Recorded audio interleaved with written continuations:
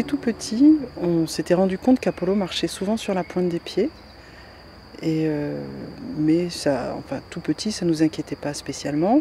On a sollicité plusieurs fois les médecins à l'occasion de consultations classiques qui nous ont tout à fait rassurés en disant qu'il y avait un passage chez les enfants où ils marchaient sur la pointe des pieds et que ça passerait.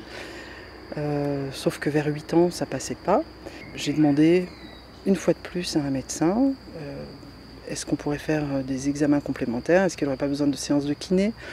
Et du coup, il nous a orientés vers un médecin orthopédiste qui, lui, nous a dit tout de suite que c'était sans doute une maladie neuromusculaire.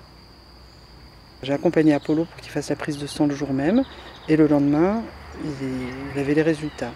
Elle a vu l'enveloppe, elle s'est mise la main devant la bouche et elle s'est mise à pleurer. Je lui ai demandé pourquoi, parce que je ne comprenais pas. Et elle m'a expliqué. À ce moment-là, moi aussi je me suis mis à pleurer et je me rappelle que j'ai dit que ma vie elle était fichue. Quand mon papa il l'a appris, il a pleuré aussi. Il me disait qu'il était désolé. En fait, s'il y a un moment qui me fait vraiment très très mal, c'est cet instant-là où j'apprends la maladie d'Apollo, où j'ai compris que la vie ne sera plus jamais pareille. On savait que c'était une myopathie, que c'était probablement une myopathie de Duchenne. Le premier diagnostic qui était posé, c'était myopathie de Duchenne. Mais pour être sûr, il fallait faire une biopsie musculaire. Au mois de juillet, les résultats d'Apollo sont arrivés en disant les chercheurs ont trouvé par hasard que c'était pas une myopathie de Duchenne, que la mutation était sur un autre chromosome.